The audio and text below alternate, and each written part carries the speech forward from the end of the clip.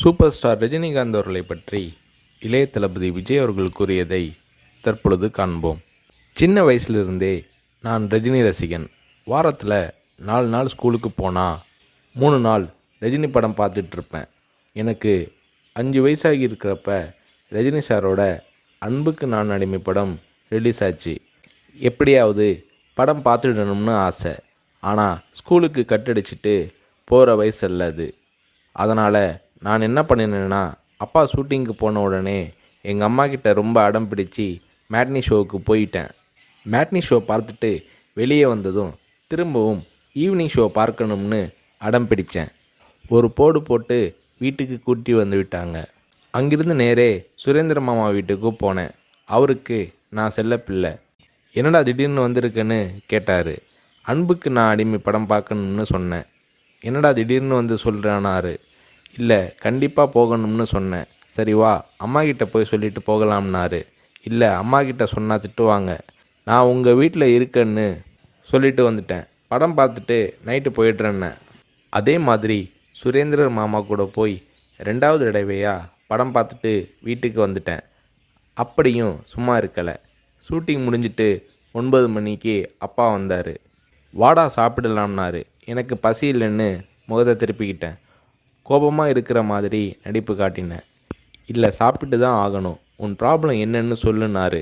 அன்புக்கு நான் அடிமைக்கு கூட்டிகிட்டு போனால் சாப்பிட்றேன்னு சொன்னேன். சாப்பாட்டை பரிமாறிக்கிட்டு இருந்த அம்மா என்னை பார்த்து, அட திருடா, என் கூட வந்து அந்த படத்தை மேட்னி ஷோவில் பார்த்துருக்குற மாதிரி முறைச்சி பார்த்தாங்க. சரி வந்து சாப்பிடுனாரு.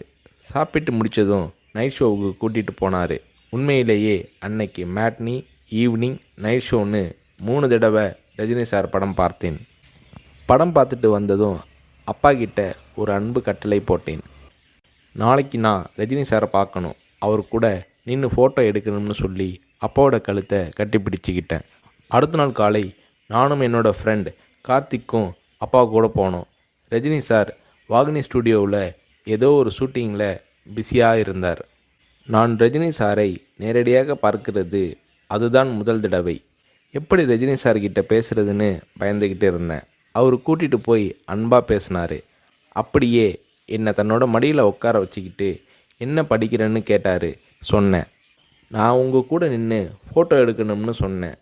சிரிச்சுக்கிட்டே என் கன்னத்தை தட்டி கொடுத்து எங்களை அணைச்சிக்கிட்டு ஃபோட்டோவுக்கு போஸ் கொடுத்தார். என்னால் மறக்க முடியாது அந்த இனிய நாளை, அவரது அன்பான அரவணைப்பை. வீட்டுக்கு வந்ததும், அப்பா நீங்கள் பெரிய டைரக்டர்னு சொல்கிறாங்க, ஆனால் என்னால் உங்களை டைரக்டராக ஏற்றுக்க முடியாது. எப்போ எங்கள் தலைவர் ரஜினியை வச்சு டைரக்ட் பண்ணுறீங்களோ அன்னைக்கு தான் உங்களை டைரக்டராக ஏற்றுக்குவேன்னு சொன்னேன். அப்பா என்னை பார்த்தாரு. ஒரு ஹிந்தி படம் டைரக்ட் பண்ணுறதுக்காக எங்கள் அப்பா பாம்பே போனார். எனக்கு ஹாலிடேங்கிறதால நானும் அம்மாவும் கூட போயிருந்தோம். மும்பையில் இருந்த ப்ரொடியூசர் பூர்ணச்சந்திர ராவ் எங்கள் அப்பாவுக்கு ஃபோன் பண்ணி கூப்பிட்டதும் அப்பா அவரை பார்க்க போனார். வரும்போது ரொம்ப சந்தோஷமாக இருந்தார். ஹோட்டலுக்கு வந்ததும் என்னை கூப்பிட்டு, விஜய், நான் டைரக்டர் ஆயிட்டேனாரு. ரஜினி சாரை நடிக்க வச்சு டைரக்ட் பண்ண போகிறேன்னாரு. அந்த படம் தான் நான் சிகப்பு மனிதன்.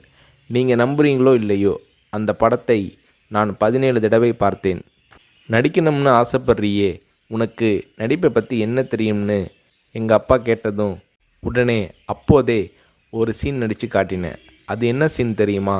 அண்ணாமலை படத்தில் ரஜினி சார் பேசிய பெரிய டைலாக் சீன்.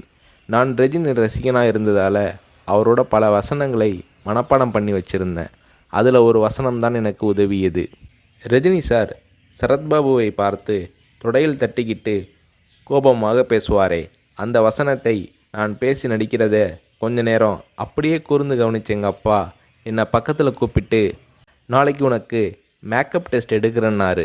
அவர் அந்த வார்த்தைகளை சொல்லி கை குலுக்கியதும் எனக்கு சிறகு முளைச்சி ஆகாயத்தில் பறக்கிற மாதிரி எல்லையில்லாத மகிழ்ச்சி பொங்கியது என்று நடிகர் ரஜினி அவர்களை பற்றி இளைய தளபதி விஜய் அவர்கள் கூறுகிறார்.